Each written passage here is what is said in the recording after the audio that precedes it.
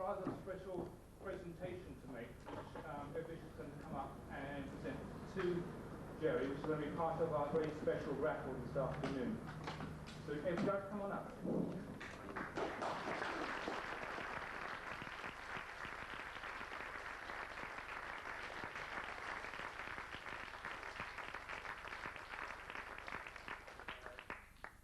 Jerry and Helen, this is a script of The Long Sleep. This is the actual script that I used in the series. It says, "My name there, Ed Bishop." The coffee stains are mine. All of the script notations, and I've had to quickly look through it because sometimes I wrote some things that might not be repeatable. There is no complete cast list here, but I think there's a call sheet tucked away in there somewhere.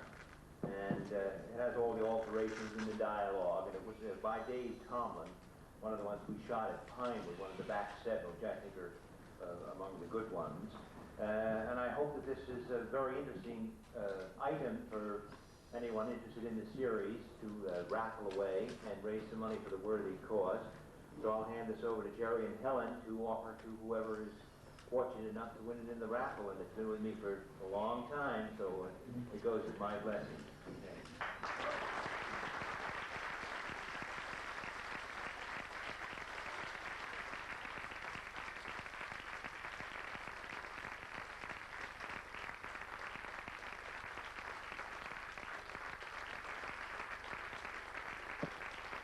Well, first of all, I apologise that I wasn't able to be with you yesterday, but I've been through a really hectic few months.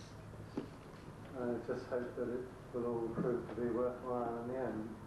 A lot of people have been asking me what's happening and what does the future hold. So I thought I might perhaps just use this opportunity to bring you all up to date with what is going on at the moment and what may happen over the next year. So really the first thing that's happened that I'd like to just briefly talk about is that my partnership with Christopher Burr has come to an end. He made a great deal of money selling his publishing business, and he now is residing in Portugal. He gets up every day and he plays golf. He goes to the clubhouse and he drinks and he comes home, he has a sleep, and the next day he gets up and he plays golf. And so really the time came for us to say, amicably I hasten to say goodbye. And I've now formed a new company which is called, if I can pronounce it, Inimitable. All this happened at a time when I learned that Ray Studios, where I've been based for some 7 years, was to be developed into a modern office complex. And when I heard this, we were told by the owners that we could stay there for as long as we liked. That was until the bulldozers moved in, rent-free. We stayed there for a while. The first thing that happened was that we closed down our recording studio, simply because we really didn't have the heart to continue to build up a business, knowing that it was eventually going to be knocked down into rubble. So that was closed down. And I continued to break for a while, but somehow it was really like working in a crumbling warehouse, you know. I didn't have the heart to decorate an office, I didn't have the heart to put a new telephone system in, because it seemed that it was all going to come to an end anyway. And so we decided to move out. I built at home a very splendid cedar wood building, and it's now equipped with computers and copy machines and fax and telex and so forth. And so this is now really my headquarters, and Mary and I work from there. Round about that time, I had an invitation from a very famous commercials company, a moving picture company, probably one of the finest facility houses in London, if not the world. I had an invitation from their managing director, David Jeffers, and we talked about everything and nothing over lunch. And he said he enjoyed it very much, and off he went. And I wondered what that was all about. Then I got another call saying, would I like to have another lunch? And it was free, so I thought, well, you know, as well. Anyway, he finally popped the question. He didn't even ask me to marry him. But he said that they would very much like me to join them as a commercials director. Well, it was something that I felt I couldn't really take on and give up everything else that I was doing. But he offered that I should be appointed exclusively to the moving picture company as a director for commercials only on a worldwide basis, and I accepted this. And so I moved in there, took a lot of my gear from Bray, and I now have an office there. I was given a producer by the name of Sloan Hickman, who looks after all my affairs to do with commercials. And so I'm firmly established there now as a commercials director. And one of the commercials I've made recently was for Children's World with the music Dedicated Followers of Fashion, which you may or may not have seen because it's mainly shown in areas where they have Children's World shops, which I think is mainly in the south. And at the moment we are negotiating for two major commercials. One is for a Spanish oil company, and the other one, which I don't yet know whether in fact we'll get, is for the new Archie commercial. I'm sure you've all seen Archie, the skeleton who sells 3M Scotch tape, Scotch tape. The power of advertising. So it looks as if commercials will take up whatever spare time I may have. The other thing that happened was I took Space Police along to the Henson organisation, Jim Henson, but it went to their production arm, Henson International, or HIP, and they were very, very impressed with it. And so they decided that they would try to set the program up. And the first thing we had to do was to cut it down to 24 minutes. Now, to cut a picture from 55 minutes to 24 minutes and still maintain some kind of a story, it really isn't easy. But after a great deal of hard work and chiseling away at the show, we finally ended up with 24 very spectacular minutes. And we have a British TV company who it looks as if they're going to back the show. I'd love to tell you who they are, but I'm not able to at this stage. We have backing from Japan. And it's rather sad that here we are today, Sunday, and tomorrow night I will almost certainly know whether we've got American backing. And if we have, then Space Police will go into production in January of next year. Because I know that hopefully I'll be coming back next year, and I don't particularly want to be embarrassed. I have to make the point that no deal is a deal until contracts are signed. But at this moment, we're almost within spitting distance of the show becoming a reality. In the middle of all of our negotiations on Space Police, the Henson organisation was sold to Disney, which didn't exactly help things along. But we've overcome that problem now, and I think it's just kind of fingers crossed time. While I'm on commercials, I'd just like to touch upon the fact that before I joined the moving picture company, I made a commercial for Johnson & Johnson for a product that is used by ladies. It comes under the heading of the commercials world as Sandro product, and I hope you can all guess what that is. But this commercial was made for Europe, and it was made in origami, which I thought was an exotic island somewhere, but it's apparently the art of making things out of paper, comes from Japan. So I made these two commercials, and there was a special effects symposium at Pioneer Studios, and I was invited to speak.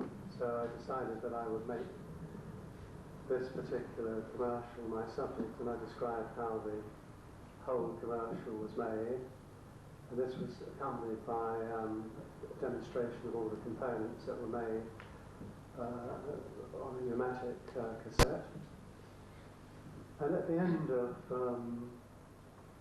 the lecture, I was approached by the editor of their journal, and I am an honorary member actually of the honorary fellow of the British Kinematograph Society, and he asked if they could publish this thing in their magazine, and I said okay, fine. So I handed over my typewritten paper to him, and in due course it was published. And I was very pleased with that. But what absolutely amazed me was that I then received a letter quite recently to say that I had won the Dennis Ratton Award for the best commercial and technical paper printed in the journal for the year. And so I went up and received the most ginormous silver cup I've ever seen. Apparently I've got a hand back next year, which is a great shame. But that was really quite a proud moment, because although I monkey around with scripts, I've never considered myself to be a technical writer.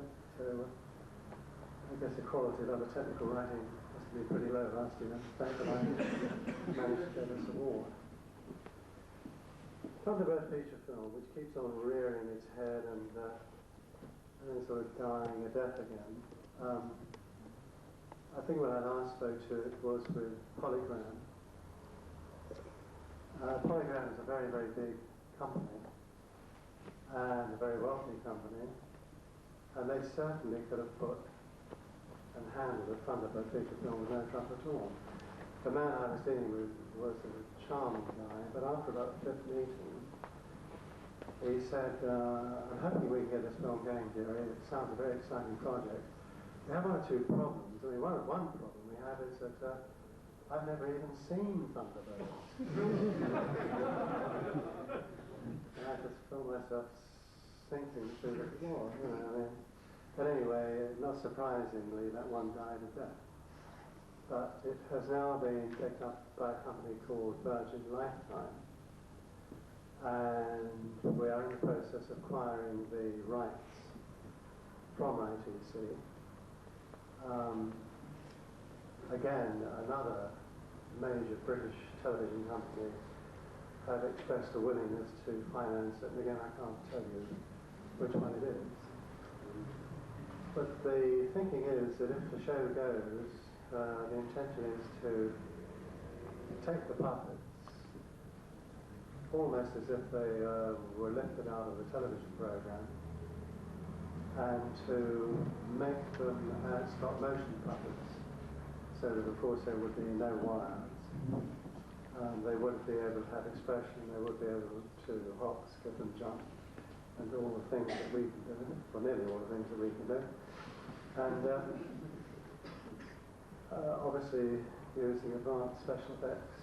The idea is to keep all the vehicles, but to subtly update them so that they look on today or possibly even tomorrow.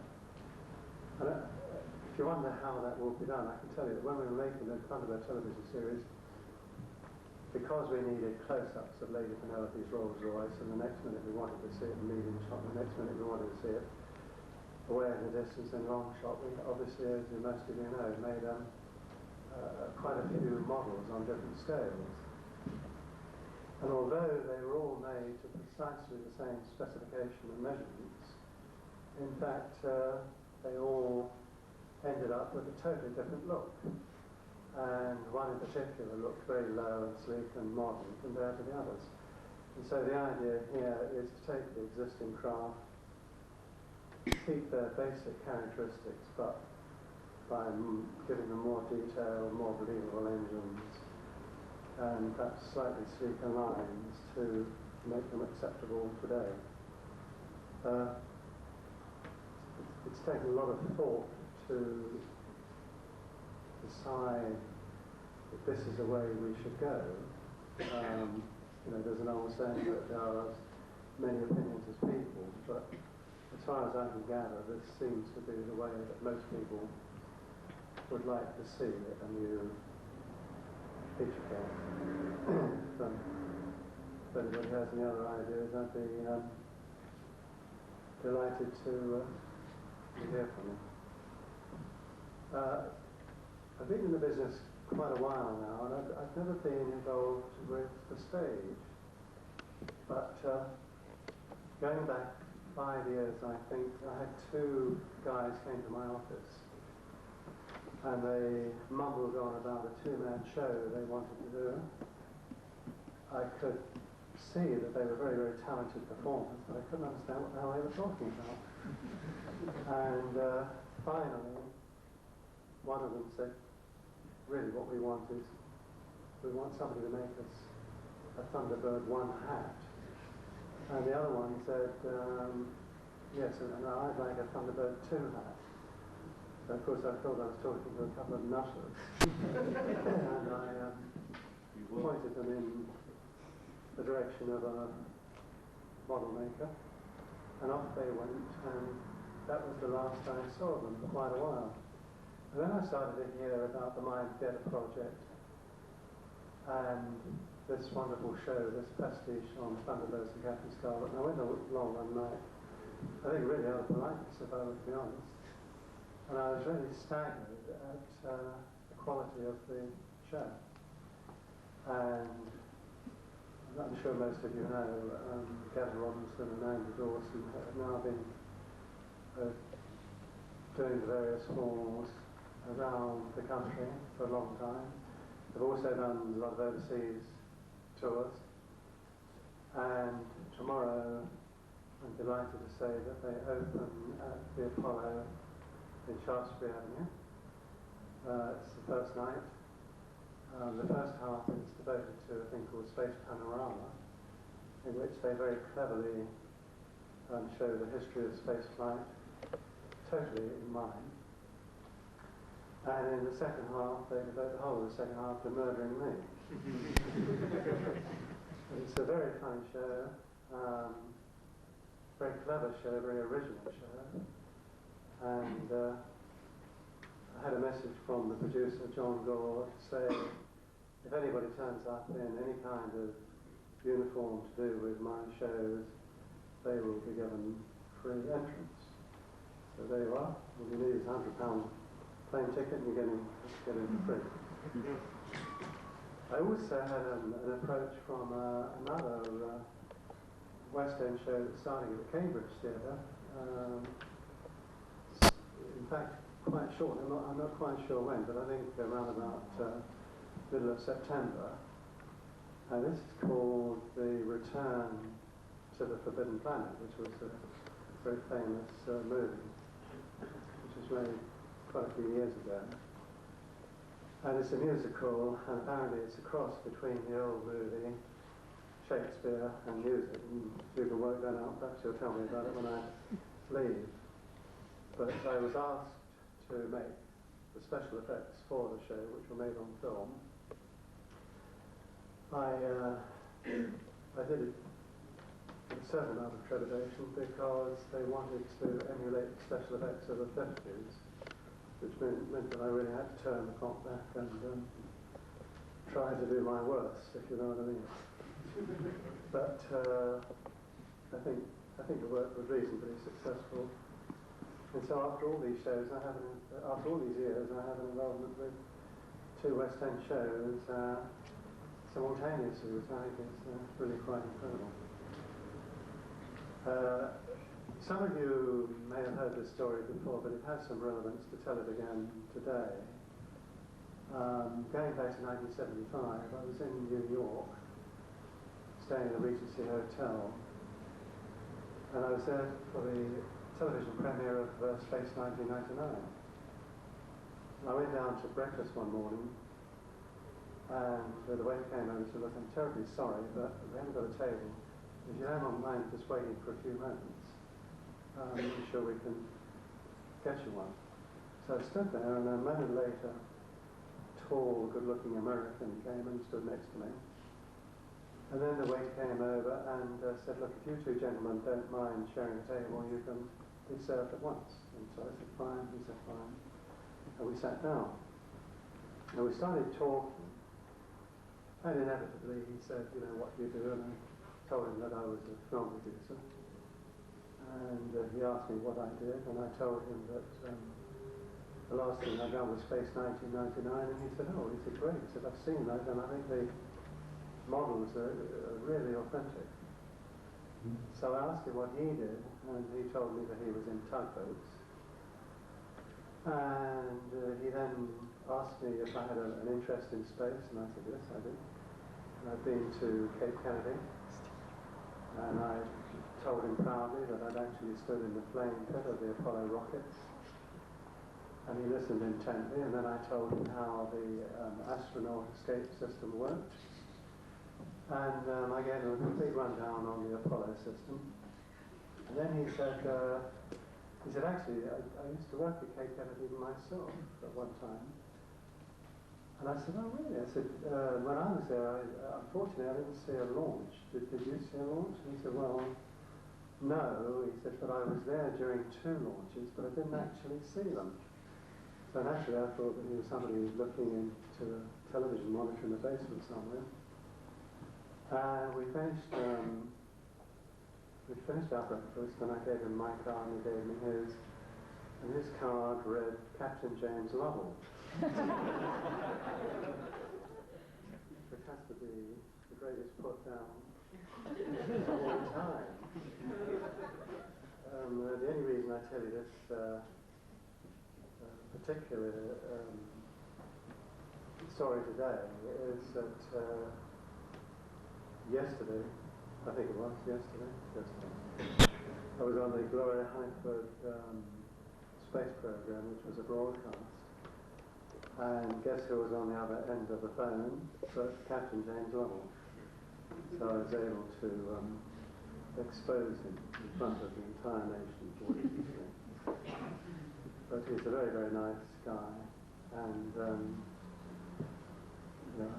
I was very pleased to talk to him again. So there we are. As if that isn't enough, there are 2 young children's series under discussion. One with SC4, which is the Welsh Channel 4, which may possibly happen next year. And I'm also talking to that very clever artist, Rodney Matthews, who does some wonderful science fiction painting. And we are hoping to work together. So there you are, that's everything up to date. I have to tell you that I've been in the business long enough to know that it would only take 3 telephone calls to demolish that entire list, for me to be down the unemployment office, but that's how we stand. And I just hope that the tremendous pressure that I've had over the first few months of this year will in fact materialise. So So all I really have to say other than that is that it's very nice to come to these conventions, to see you all. It's particularly nice to see Dolores.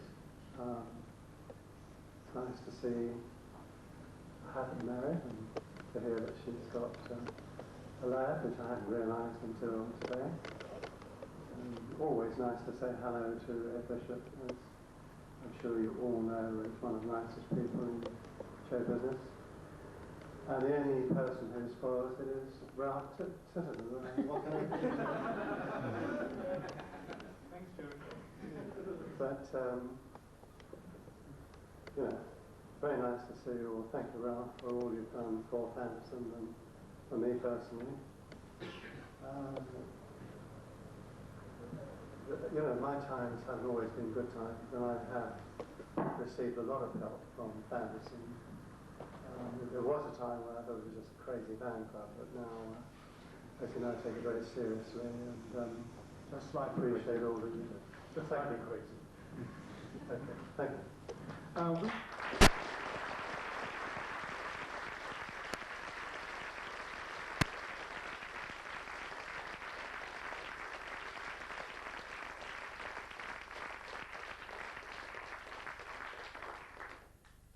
Because of time schedules and getting Jerry to the airport, we've only got about a quarter of an hour for questions, but if anyone would like to come forward and throw a question at us from the microphone at the front here, we'll be pleased to hear them.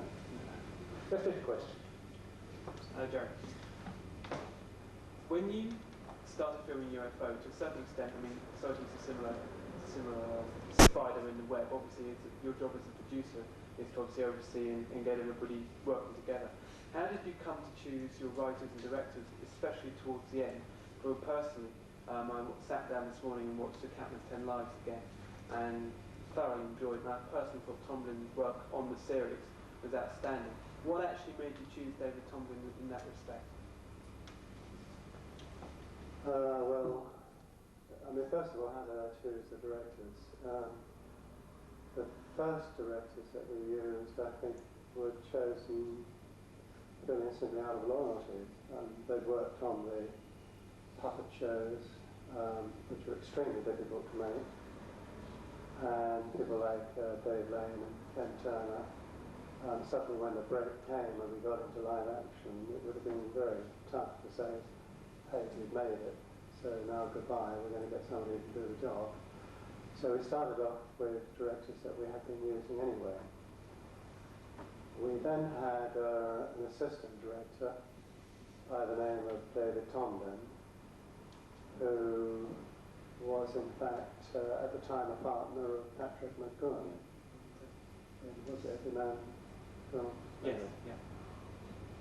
Obviously I used to talk to him a lot because one has to keep in touch closely with assistant directors, and it just struck me that he was a very bright person, and I had a hunch that he would make good, and I gave him the break, and he, as you say, he did some very, very good episodes.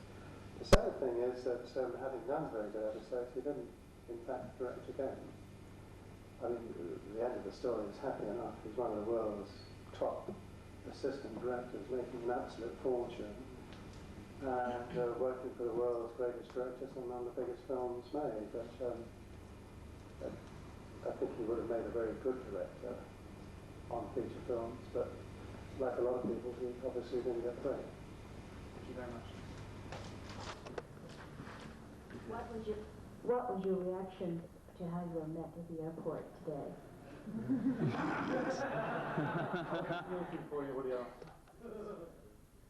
Well, see, I received this telephone call last night, which was something of a trap. It said, Jerry, if you don't mind somebody dressed in a Thunderbird uniform meeting you at the airport, International Rescue will get £200. What could I say? You know, whatever I felt, what could I say? So I said, oh, no trouble at all. So anyway, I came out of the airport, and it was with some relief that there was nobody there. I waited a while, and I thought, if this goes on, I can get in a cab, you know, and but then suddenly this apparition appeared, and attended by what I thought was an airline pilot, because of the epaulets that were being worn, and a television camera concealing Jeff Smart, who I could just partially see. And so we went through an embarrassing 5 minutes, and then they said, right, here we go, we can get to the car park this way. And I thought, oh, thank you God, because there was a door straight out onto the street. And then they decided, no, stick it the other way. So we then walked right the way through the airport. And I just pretended I didn't know anything.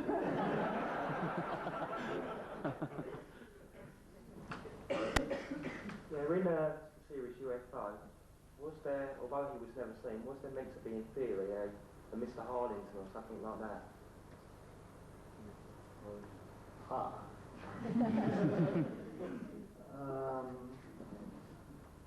I'm sure there wasn't. It kind of reminds me, because the favourite piece of philosophy of mine is when you form a company, you try to think of a name that will become a household word. And I always imagine people sitting around a desk for days on end saying, what are we going to call this huge movie company that we're going to form?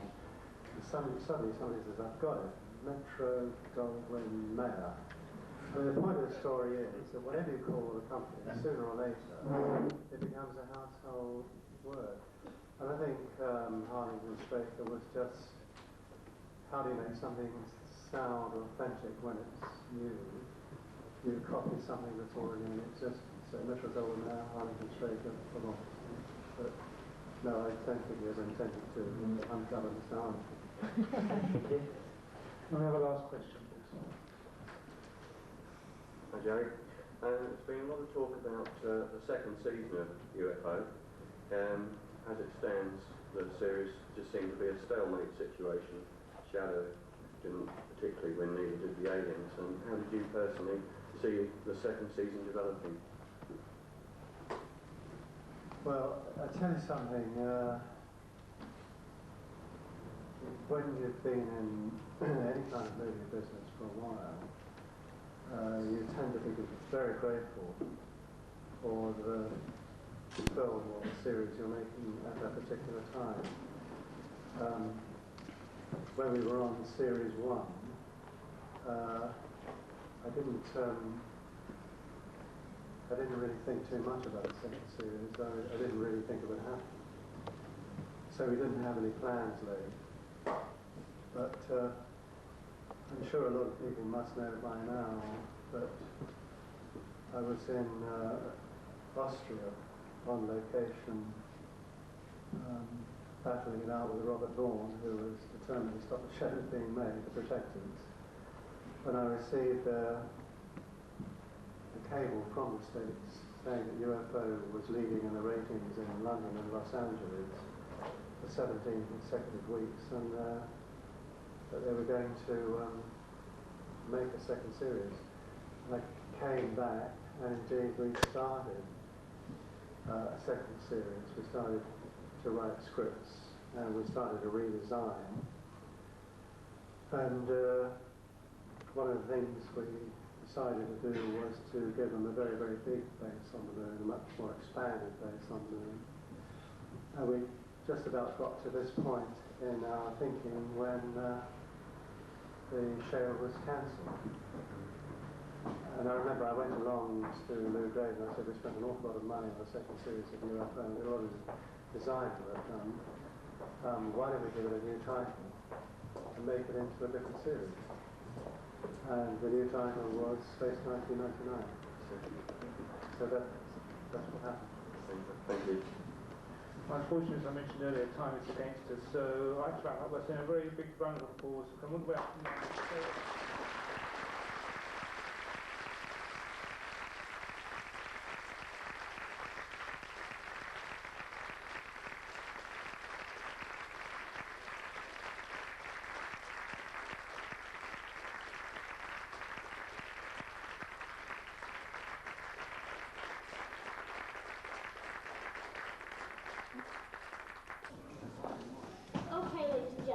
closing ceremonies are always by their nature a little bit of a tag end because people are going off, leaving, catching trains.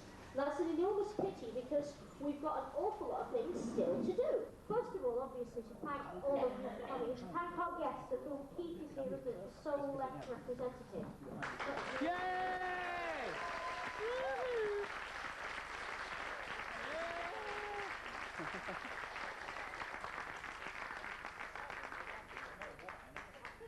Better than I can. Thank you, Keith. It's great having you here. Now, we've no idea how the convention was done financially until Lorraine has had time to do all her sums. Cut the books. Yeah, we won't in fact have the invoice from Owen's Park and have to pay it for 30 days. So I would imagine that it'll probably be December Fanderson News or a bit later before you see final accounts. We are, however, the fastest account delivering convention in the West.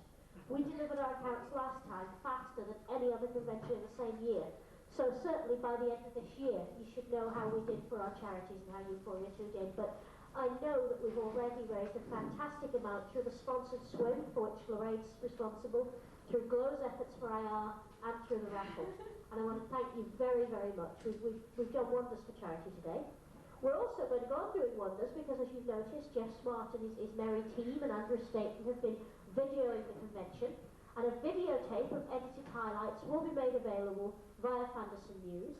And Ralph, as usual, has done one of his marvellous audio tapes. He and John Perrin go into the editing room next week, and Well, Easter month, I need to recover. He and John Perrin go into the editing room next week, and in a relatively short time, less time than it takes Fellini, and certainly less time than it takes someone like Vangelis or Mike Oldfield, the masterpiece that is the UFORIA 2 convention tape will emerge. We hope you'll all buy it because they're always good tapes that Ralph and John do. Well worth it, and of course the proceeds go to either charity or to keeping the club afloat. Well, as you know, there was a sponsored swim this weekend. I'd like to thank all the swimmers who took part, and a special thanks should go to Keith for joining us this morning.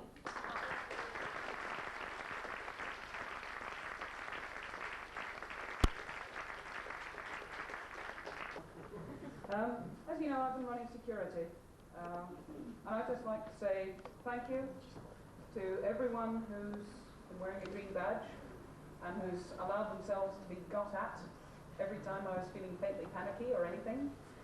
And I want particular thanks to go to Alison Reed, who's been Lorraine's shadow for most of the weekend and has helped her out with everything. She's done sterling work. Thank you, Alison. John Bowen, who is another person who he's very noticeable, he's tall and blonde and lovely, so I've grabbed him very frequently. Usually for stewarding duties. Amanda Bennett has helped a lot, Jane Cook, Kerry Endicott and Dave Lally all deserve special mention. And I'd particularly like to thank Neil Mickenshaw Hodge, who is my deputy this weekend, without whom I would have been worn to a frazzle ages ago. So if you could give him a round of applause.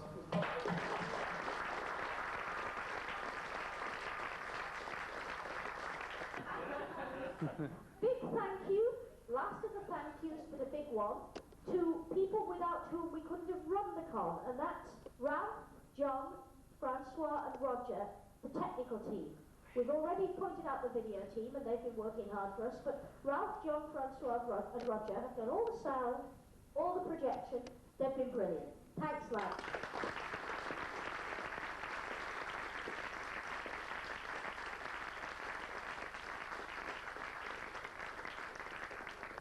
Okay, that's everything. Yeah, it's been a lovely weekend. I've had a whale of a time. I've had time to think. Oh, gosh, I forgot. I've got a committee here, haven't I? I've had a committee here all weekend. They've all been beavering away quietly in the background, while everybody else has been having a good time. Ladies and gentlemen, please join me in thanking my committee.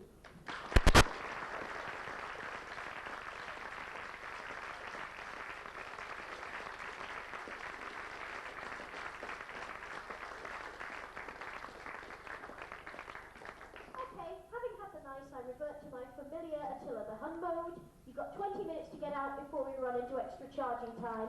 Thanks for coming. See you again soon. Bye. Can we also thank Helen for putting it on?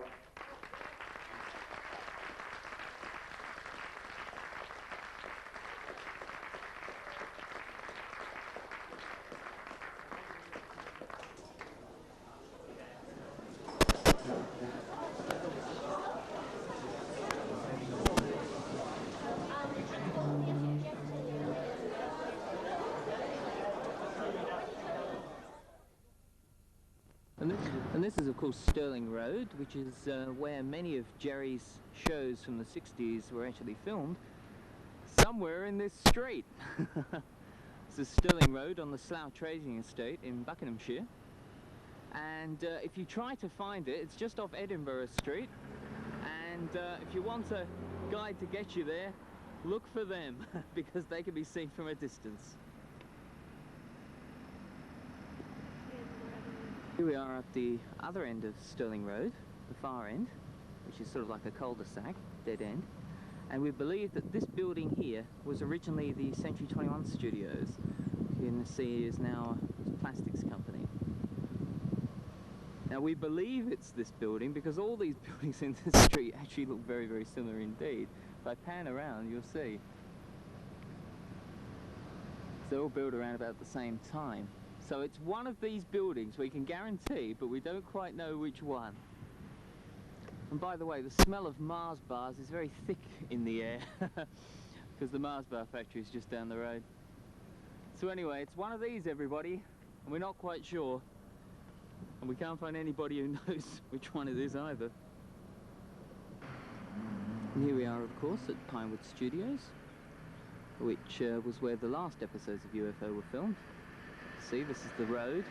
Which, if you remember from the episode Time Lash, we see a shot of the Studios logo with this road and Straker's car coming around it into this building here, which is the main gate of Pinewood Studios. And here we are, obviously at Windermere Hall. This was featured in a UFO episode. I believe the name of it was called Survival.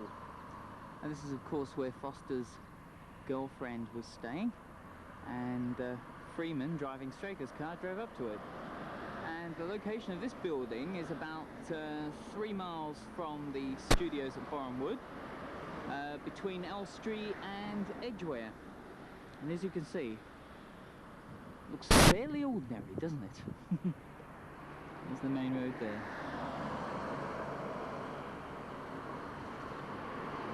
We are at the building that starred as the Harlington Straker building. The shop where Straker usually drives in. That's about as close as we can get to it without getting into the BBC.